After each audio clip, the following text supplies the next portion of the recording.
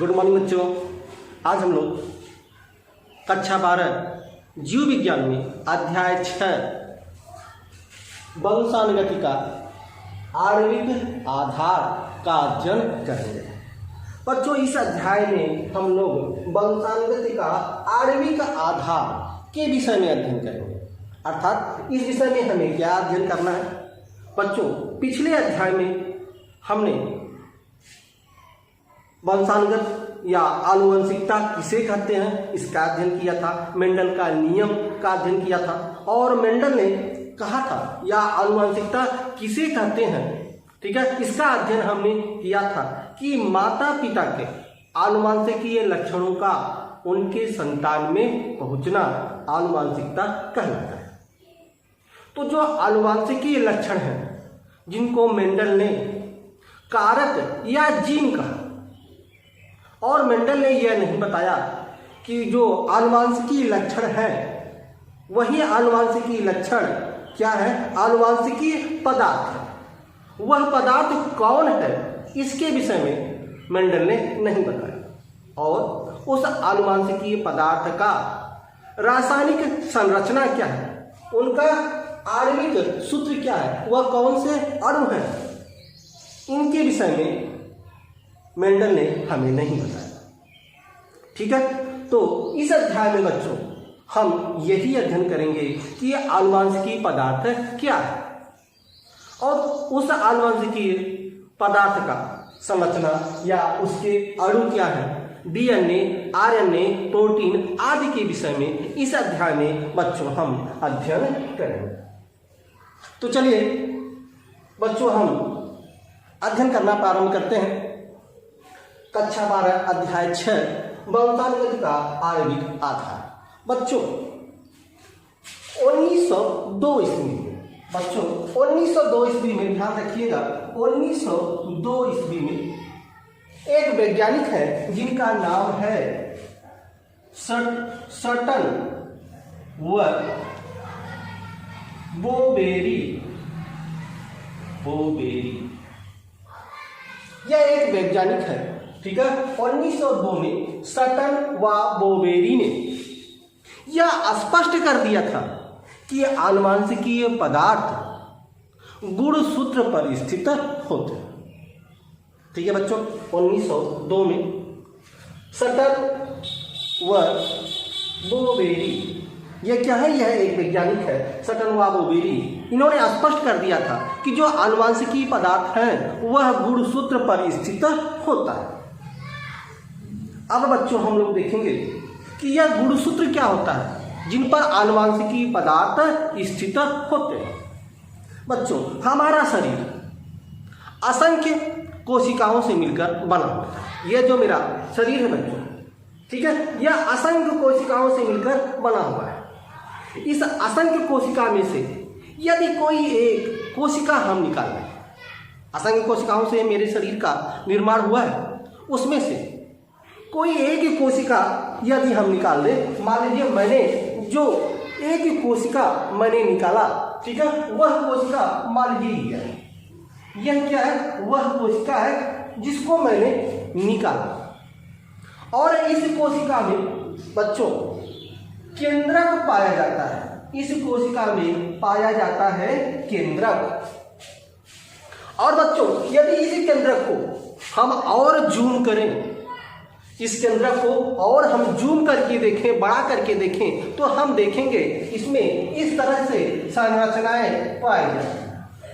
इस तरह से संरचनाएं पाई जाती हैं, धागेनुमा संरचनाएं पाई जाती हैं, और इस धागेनुमा संरचना को बच्चों हम लोग कहते हैं क्रोमेटिन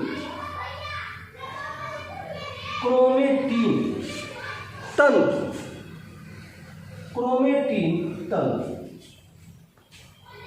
ठीक है बच्चों, अब जब यह क्रोमेटिन तंतु कहाँ पाया गया, यह जो है आपके कोशिका के केंद्रक में पाया जाता है। अब जब इनका कोशिका का विभाजन होता है बच्चों, जब इनका कोशिका का विभाजन होता है तो कोशिका के विभाजन के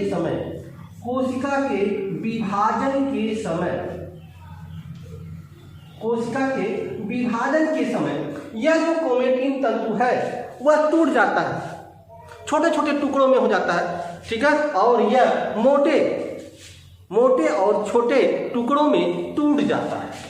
यह क्या हो जाता है, मोटे और छोटे टुकड़ों में इस तरह से यह टूट जाता है ये, ठीक है। और यही जो मोटे और छोटे तंतुओं में यह टूट जाता है, इसी को बच्चों हम लोग कहते हैं गुणसूत्र। इसी को हम लोग कहते हैं बच्चों गुणसूत्र। यही बच्चों हमारा गुणसूत्र है, जिसको हम इंग्लिश में क्रोमोसोम कहते हैं। इंग्लिश में इसी को हम लोग क्रोमोसोम, इसी को गुणसूत्र या क्रोमोसोम कहते हैं, ठीक है बच्चों। ध्यान रखिए कि यह जो आपका गुणसूत्र या क्रोमोसोम है, ठीक है, ये देखिए यक्ष के आकार का है। अभी हम इसकी संरचना के विषय में अध्ययन करेंगे। तो अभी आपने देखा क्या कि जो हमारा आनुवांशिकी पदार्थ है वह गुणसूत्र पर स्थित होता है। और गुणसूत्र कहाँ स्थित होता है बच्चों, क्योंकि मेरा शरीर जो है असंख्य कोशिकाओं से मिलकर बना है, ठीक है, और जो हमारी कोशिका है उस कोशिका के केंद्रक में क्या होता है, गुणसूत्र स्थित होता है। जो मेरी कोशिका है इस कोशिका के केंद्रक में गुणसूत्र स्थित होता है और इसी गुणसूत्र पर आनुवांशिकी पदार्थ स्थित होता है। और हमने अध्ययन कर लिया है बच्चों कि जो आपका गुणसूत्र होता है, इनकी संख्या मनुष्यों में देखा जाए तो इनकी संख्या 46 होती है। गुणसूत्रों की संख्या बच्चों 46 होती है। हम इसका अध्ययन कर लिए हैं, लेकिन यदि इसको हम जोड़े में देखें तो यह 23 के जोड़े में होता है, यही गुणसूत्र होता है।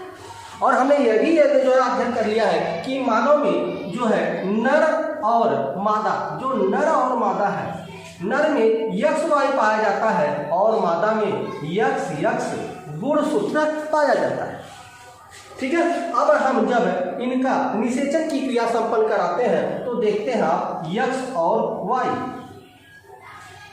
ठीक है, यक्ष और वाई, ठीक है, अर्थात यह जो बना इसको हम लोग बोलते हैं बच्चों युग्मनज। इसको हम लोग युग्मनज बोलते हैं या जाइगोट बनते हैं। और इसी युग्मनज या जाइगोट से भ्रूण का निर्माण होता है और इसी भ्रूण से नया संतान बनता है, जिसके विषय में बच्चों हम लोग अध्ययन कर लिए।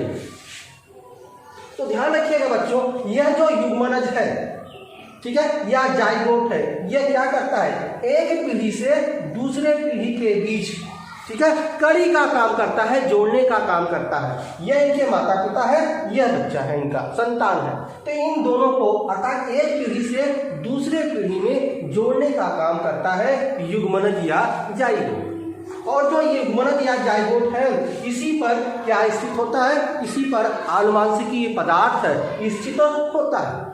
वही जो आनुवांशिकी लक्षण है, वही आनुवांशिकी लक्षणों को ही हम आनुवांशिकी पदार्थ कहते हैं, जो संकेतों के रूप में, छोटे छोटे संकेतों के रूप में स्थित होते हैं। इसे ही हम आनुवांशिकी पदार्थ कहते हैं, ठीक है बच्चों। तो देखिए यहाँ पर मैंने बता दिया आपको कि इसके विषय में तो हमने पढ़ लिया था गुणसूत्र के विषय में, ठीक है। और गुणसूत्र देखिए इनकी संरचना, गुणसूत्र की संरचना क्या होती है। हम बच्चों इस पाठ के कुछ बेसिक जो है चीजों के विषय में बता रहे हैं, ठीक है। आगे हम इस पाठ के विषय में अध्ययन करेंगे विस्तार से। तो अभी हम जो गुणसूत्र है, गुणसूत्र की संरचना देखते हैं। आपने देख लिया कि गुणसूत्र किसे कहते हैं, कि गुणसूत्र क्या होता है। गुणसूत्र जो है आपकी कोशिका के केंद्रक में स्थित होता है, ठीक है। यह धागेनुमा संरचना होता है, जिसको हम क्रोमेटिन तंतु कहते हैं। जब कोशिका का विभाजन होता है तो यह छोटे और मोटे धागों में जो है तंतु में क्या हो जाते हैं, विभाजित हो जाते हैं। यही जो मोटा आपका धागा है, मोटा छोटा धागा है, ठीक है, जो यक्ष के आकार का जो संरचना बन रहा है, इसी को हम गुणसूत्र या क्रोमोसोम कहते हैं, ठीक है। अब हम इस गुणसूत्र की संरचना देखते हैं, बताते हैं इनकी संरचना किस तरह से होती है, गुणसूत्र की संरचना। इसके विषय में हम लोग अध्ययन करते हैं बच्चों। जो आपकी गुणसूत्र है बच्चों, यह क्या है, यह जोड़े में होते हैं और आपने देखा किसका आकार, यक्ष के आकार का होता है, ठीक है। तो अगर हम गुणसूत्र को ध्यान से देखें तो गुणसूत्र मेरा इस तरह से बनता है बच्चों। इस तरह से आपका गुणसूत्र की संरचना होती है।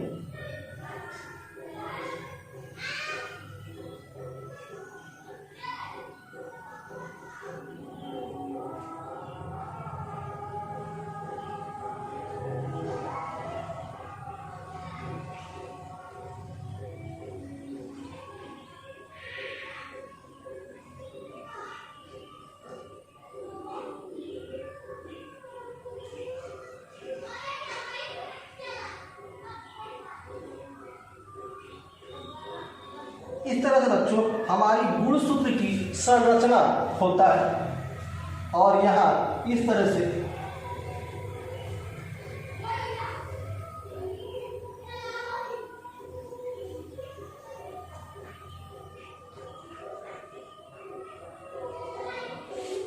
बच्चों यह गुणसूत्र की क्या होती है, यह गुणसूत्र का आपका संरचना होता है। गुणसूत्र इस तरह से होता है, यक्ष के आकार का होता है। क्योंकि यह जोड़े में होता है तो एक पार्ट यह है और दूसरा पार्ट यह है।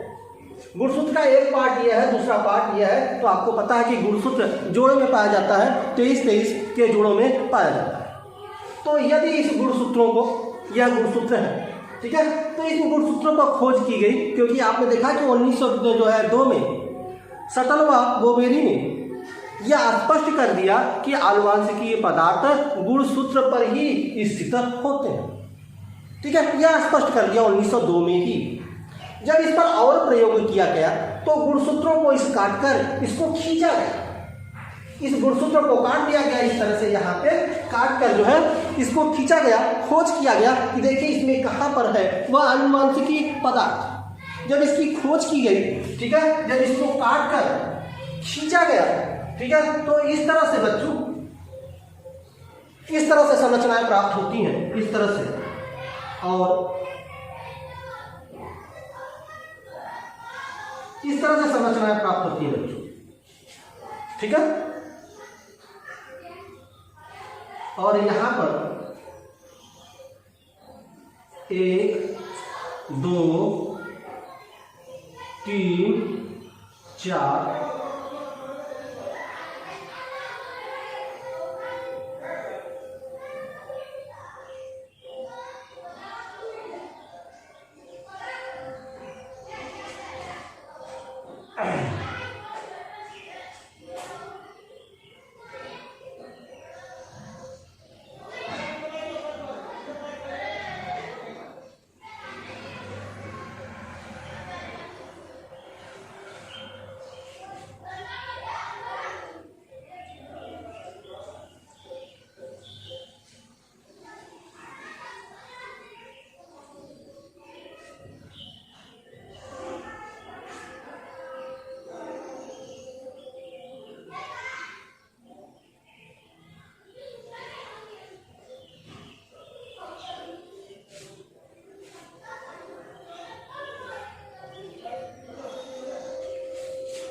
ध्यान रखिएगा बच्चों, इस तरह से हमें एक संरचना प्राप्त होती है, इस तरह से।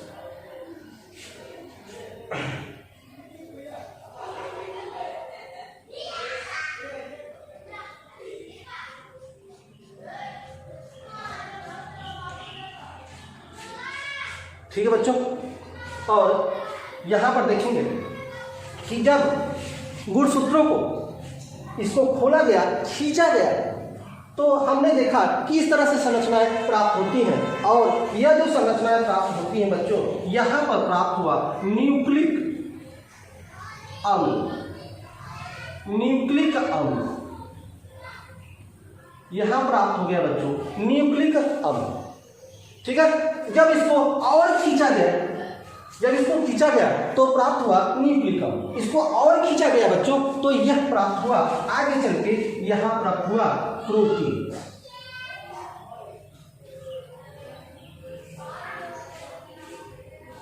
तो यह जो गुणसूत्र है, जो 1902 में शटलवा व बोवेरी ने यह स्पष्ट कर दिया था कि गुणसूत्र पर ही आनुवांशिकीय पदार्थ स्थित होता है। जब इनकी खोज की गई और गुणसूत्रों को खींचा गया तो देखा इसमें इस तरह की संरचना है, ठीक है, और इसमें न्यूक्लिक अम्ल और प्रोटीन दिखाई दी। अर्थात यह जो गुणसूत्र है, ठीक है, यह दो पदार्थों से मिलकर बना था बच्चों। एक पदार्थ था न्यूक्लिक अम्ल और दूसरा पदार्थ था प्रोटीन। अर्थात गुणसूत्र दो पदार्थों से मिलकर बना था, एक न्यूक्लिक अम्ल दूसरा प्रोटीन। जब खोज किया गया तो यह स्पष्ट हुआ। जो 1902 में सटन व बोवेरी ने जो स्पष्ट किया था कि गुणसूत्र पर ही आनुवांशिकी पदार्थ स्थित होते हैं, तो जब इसमें खोज किया गया तो पता चला कि यह जो आपका गुणसूत्र है, यह गुणसूत्र दो पदार्थों से मिलकर बना होता है। एक है न्यूक्लिक अम्ल और दूसरा है प्रोटीन। और यह जो प्रोटीन है बच्चों, यह 60% होता है, यह 60% और ये न्यूक्लिक अम्ल 40%। यह जो गुणसूत्र है बच्चों, ठीक है, इस गुणसूत्र में 60% आपका प्रोटीन था और 40% न्यूक्लिक अम्ल मिलकर गुणसूत्र का निर्माण किया। ठीक है, और ध्यान रखिएगा कि यह जो न्यूक्लिक अम्ल है, यह न्यूक्लिक अम्ल देखेंगे इस तरह से डबल हेलिक्स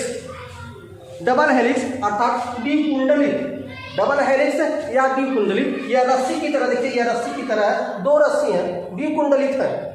ठीक है, डबल हेलिक्स की तरह देखिए, एक यह इस तरह से संरचनाएं डबल हेलिक्स की संरचनाएं होती हैं, और यह जो रस्सीनुमा जो संरचनाएं हैं न्यूक्लिक अम्ल की, यह बीच बीच में प्रोटीन जो है, जो प्रोटीन की संरचना होती है, जो प्रोटीन होता है वह गेंद के समान होता है। बीच बीच में यह जो रस्सी है, रस्सी क्या करता है, उस गेंद को चारों तरफ से इस तरह से लपेटे रहता है। तो यह देखिए यहाँ पर यह जो है क्या है, प्रोटीन है, 4 प्रोटीन है, जिसको हम कहते हैं हिस्टोन प्रोटीन। यह जो प्रोटीन है इसको हम बच्चों कहते हैं हिस्टोन प्रोटीन। क्या कहते हैं, हिस्टोन प्रोटीन। यह हिस्टोन प्रोटीन है बच्चों, ठीक है, और यह हिस्टोन प्रोटीन 4 है। यहाँ पर ऊपर हम लिख देते हैं, पहला जो है वह आपका है H2A बच्चों, H2A यह है। दूसरा जो आपका हिस्टोप्रोटीन होता है वह होता है H2B, और जो तीसरा है बच्चों वह होता है H3, और चौथा जो है वह है H4। इसी को हम लोग बोलते हैं हिस्टोन प्रोटीन।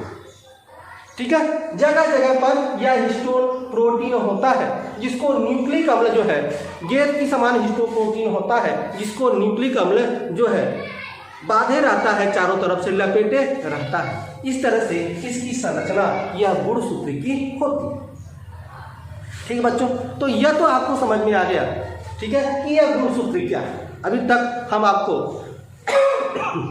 गुणसूत्र के विषय में बता रहे थे कि आनुवांशिकी पदार्थ क्या है। जो आनुवांशिकी लक्षण है उसी को हम आनुवांशिकी पदार्थ कहते हैं, और यह आनुवांशिकी पदार्थ गुणसूत्रों पर स्थित होते हैं। और यह जो गुणसूत्र है बच्चों, यह कोशिका के केंद्रक में होता है। ठीक है, और यह गुणसूत्र दो पदार्थों से मिलकर बना होता है। एक पदार्थ होता है न्यूक्लिक अम्ल और दूसरा होता है प्रोटीन। प्रोटीन 60% होता है और न्यूक्लिक अम्ल 40%। यह दोनों मिलकर गुणसूत्र का निर्माण करते हैं। ठीक है बच्चों, अर्थात यह गुणसूत्र दो पदार्थों से मिलकर बना है।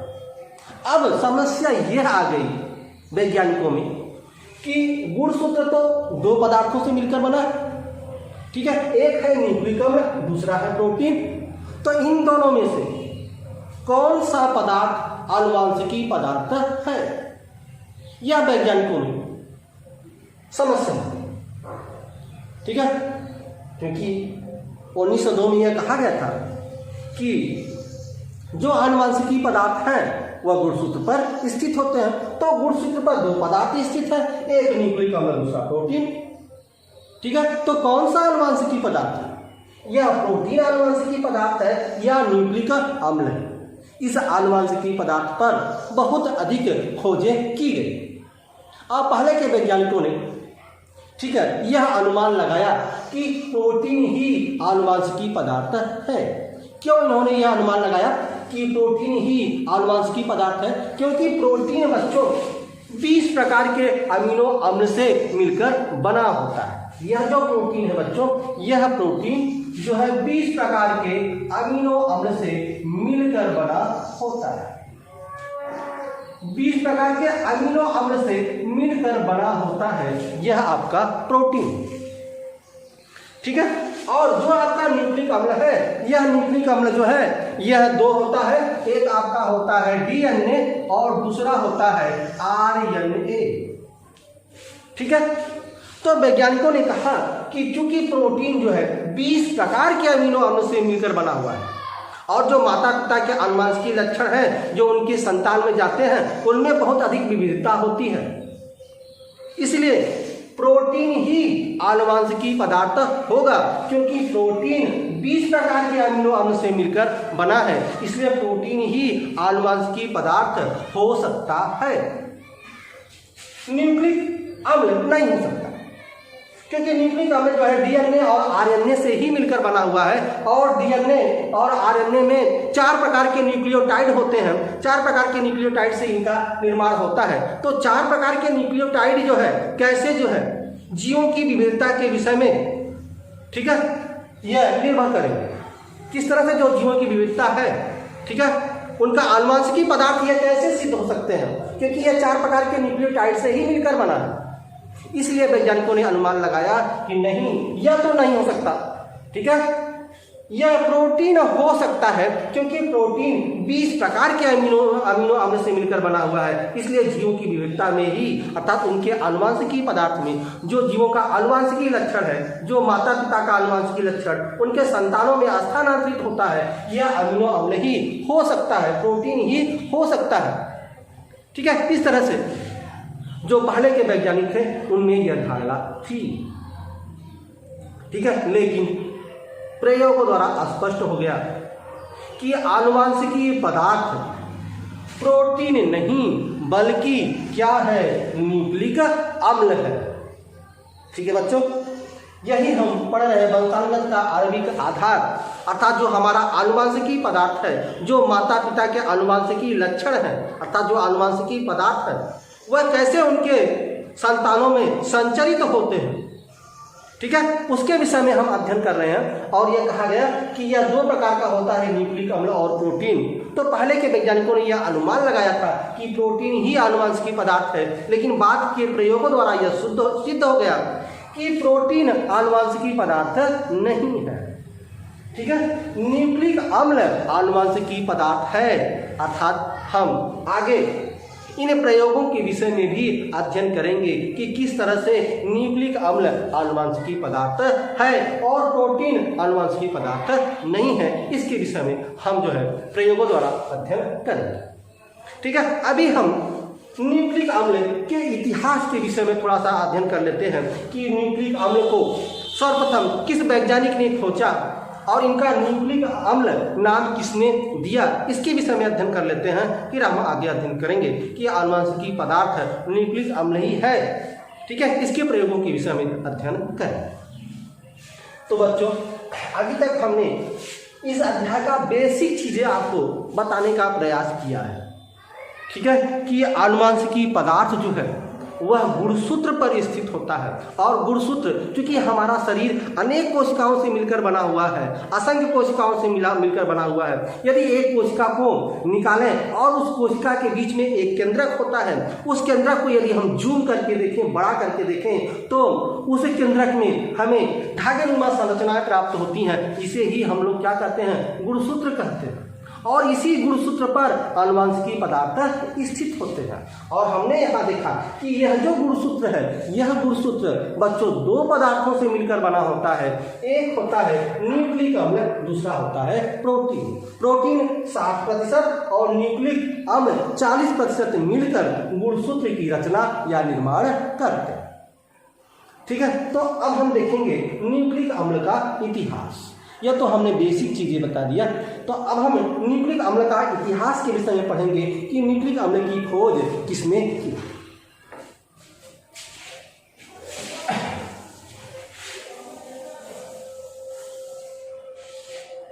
ध्यान रखिएगा बच्चों, ठीक है। 1800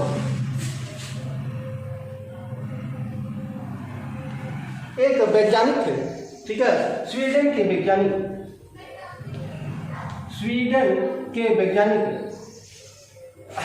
फ्रेडरिच मिशर,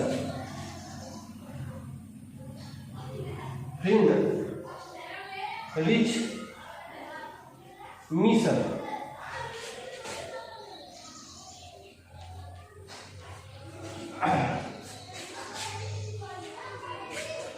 फ्रेडरिच होता है बच्चों,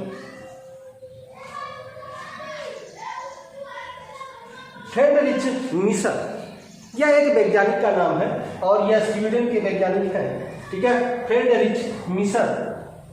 या आपके यह इंग्लिश वर्जन है, अगर हिंदी में अगर आप देखें तो इनको फ्रेडरिक मिशर भी कहा जाता है, ठीक है, माने फ्रेडरिक मिशर भी कहा जाता है। ध्यान रखिएगा, किसी किसी किताबों में आपको फ्रेडरिक मिशर नाम आएगा, फ्रेडरिक मिशर। तो यह इंग्लिश वर्ड है फ्रेडरिच मिशर, इंग्लिश में देखेंगे तो फ्रेडरिच मिशर निकल कर आएगा। यदि लेकिन उसका हिंदी अनुवाद देखेंगे, हिंदी में देखेंगे तो हिंदी में इस तरह से आपको लिखा होगा फ्रेडरिक मिशर, ठीक है, इसमें कंफ्यूज मत कीजिएगा, ठीक है। तो देखेंगे यह स्वीडन का वैज्ञानिक है, ठीक है, फ्रेडरिच मिशर, इन्होंने ही सर्वप्रथम न्यूक्लिक अम्ल की खोज की। ध्यान रखिएगा बच्चों कि सर्वप्रथम न्यूक्लिक अम्ल की खोज किसने की, तो सर्वप्रथम न्यूक्लिक अम्ल की खोज स्वीडन के वैज्ञानिक फ्रेडरिच मिशर ने की, फ्रेडरिच मिशर ने, ठीक है। देखेंगे 1869 में इन्होंने क्या किया कि पशु कोशिका, मृत पशु कोशिका का अध्ययन किया, मृत पशु कोशिका का अध्ययन किया और देखा कि इसमें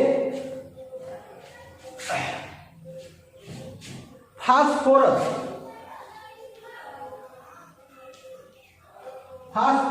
उपस्थित था, लेकिन सल्फर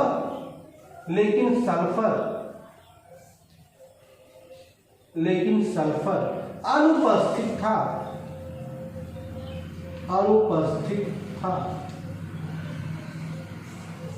सल्फर अनुपस्थित था। जो स्वीडन के वैज्ञानिक फ्रेडरिच मिशर, जिसको न्यूक्लिक अम्ल की खोज कहा जाता है कि न्यूक्लिक अम्ल की खोज सर्वप्रथम जो खोज है वह स्वीडन के वैज्ञानिक फ्रेडरिच मिशर ने किया था।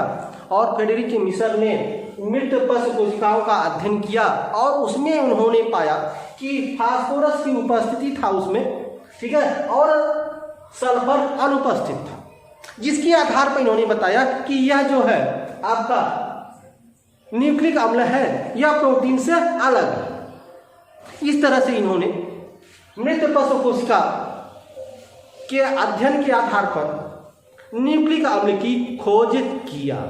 तो न्यूक्लिक अम्ल की खोज सर्वप्रथम स्वीडन के वैज्ञानिक फ्रेडरिच मिशर ने किया।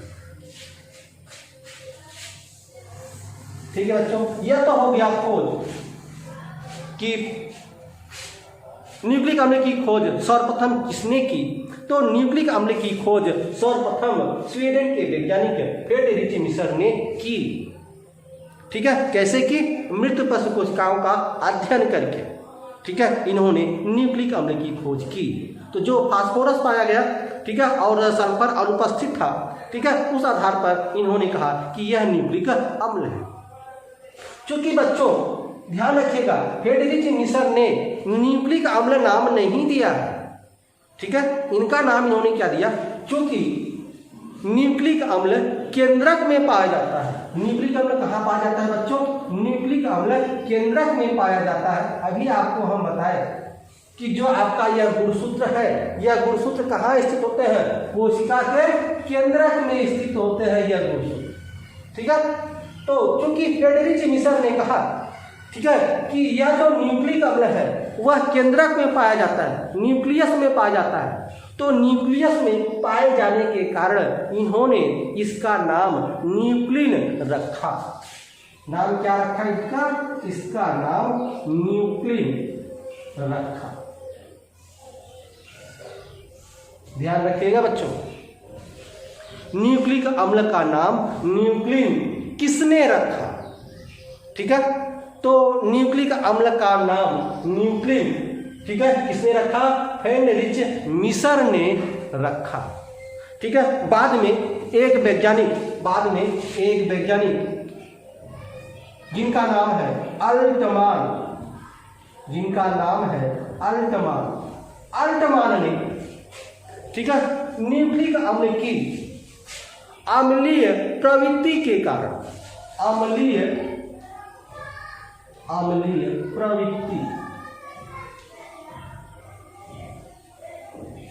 प्रवृत्ति के कारण या अम्लीय गुण के कारण, ठीक है, इसका नाम न्यूक्लिक अम्ल रखा। इनका नाम न्यूक्लिक अम्ल रखा।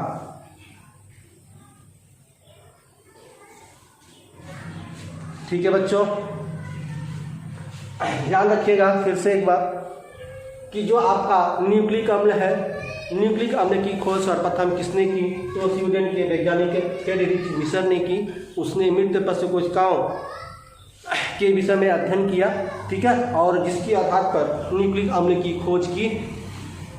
फेडरिच मिसर ने न्यूक्लिक अम्ल का नाम न्यूक्लिन रखा, न कि न्यूक्लिक अम्ल। ठीक है, न्यूक्लिन रखा। क्यों न्यूक्लिन रखा? क्योंकि न्यूक्लिक अम्ल केंद्रक में पाया जाता है, न्यूक्लियस में पाया जाता है। न्यूक्लियस में पाए जाने के कारण इनका नाम न्यूक्लिन रखा। पूछा जा सकता है कि फेडरिच मिसर ने न्यूक्लिक अम्ल का नाम न्यूक्लिन क्यों रखा? क्योंकि न्यूक्लिक अम्ल केंद्रक या न्यूक्लियस में पाया जाता है, इसलिए फेडरिच मिसर ने इसका नाम न्यूक्लिन रखा। ठीक है, चलिए आगे देखते हैं बच्चों। जो एक वैज्ञानिक है अल्टमान, इन्होंने इसका नाम जो है न्यूक्लिक अम्ल रखा। अब प्रश्न ये आता है कि क्यों इनका नाम न्यूक्लिक अम्ल रखा? तो न्यूक्लिक अम्ल की अम्लीय प्रवृत्ति के कारण या अम्लीय गुण के कारण अल्टमान ने इनका नाम न्यूक्लिक अम्ल रखा। ठीक है बच्चों, तो यह इनका नामकरण हुआ न्यूक्लिक अम्ल का। आगे देखते हैं।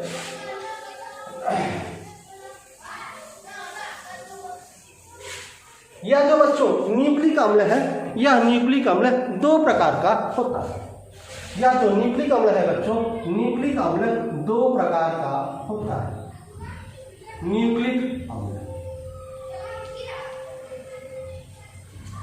न्यूक्लिक अम्ल बच्चों दो प्रकार का होता है। ठीक है, पहला होता है आपका डीएनए और दूसरा होता है आरएनए। ठीक है, इस डीएनए का आपके एग्जाम में, ठीक है, फुल फॉर्म पूछता है कि पूरा नाम लिखिए, डीएनए का पूरा नाम लिखिए। तो डीएनए का पूरा नाम होता है डीऑक्सी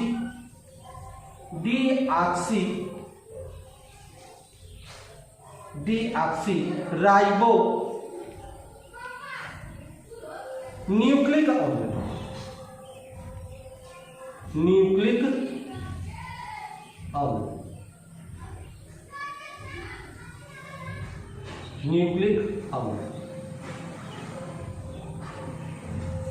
ठीक है बच्चों, यह जो है डीएनए का पूरा नाम है डीऑक्सी राइबो न्यूक्लिक अम्ल। यदि आरएनए का पूरा नाम पूछा जाए, आरएनए का पूरा नाम क्या होता है? तो आरएनए का बच्चों पूरा नाम होता है राइबो न्यूक्लिक अम्ल।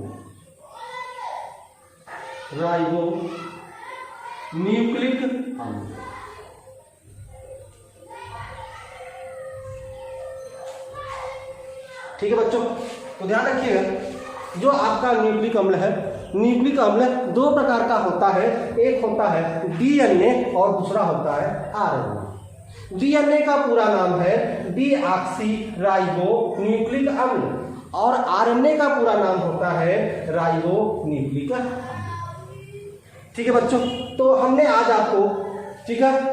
आनुवंशिकी पदार्थ क्या होता है, आनुवंशिकी पदार्थ कहाँ स्थित होता है, ठीक है, गुणसूत्रों पर स्थित होता है और यह गुणसूत्र दो पदार्थों से मिलकर बना होता है, न्यूक्लिक अम्ल और प्रोटीन, ठीक है। और यह न्यूक्लिक अम्ल दो प्रकार, और न्यूक्लिक अम्ल का इतिहास हम आपको बता दिए कि न्यूक्लिक अम्ल की खोज किसने की और न्यूक्लिन नाम किसने रखा, न्यूक्लिक अम्ल नाम किसने रखा, और न्यूक्लिक अम्ल दो प्रकार का होता है, डीएनए और आरएनए। यहाँ तक हम आपको बता दिए कक्षा 12 अध्याय 6 वंशानुगत का आणविक आधार भाग 1 में। अब भाग 2 में इसके आगे के विषय में हम अध्ययन करेंगे, डीएनए और आरएनए के विषय में अध्ययन करेंगे और इसमें विस्तार से अध्ययन करेंगे कि डीएनए ही आनुवंशिकी पदार्थ होता है। आगे हम देखेंगे कि डीएनए ही आनुवंशिकी पदार्थ होता है, इसके विषय में प्रमाण का अध्ययन हम करेंगे।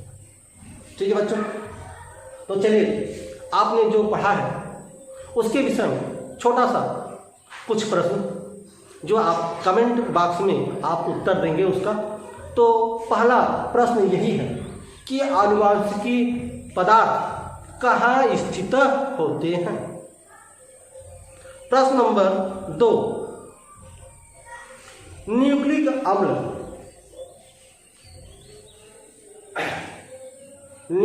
अम्ल कितने प्रकार का होता है, ठीक है। प्रश्न नंबर 3,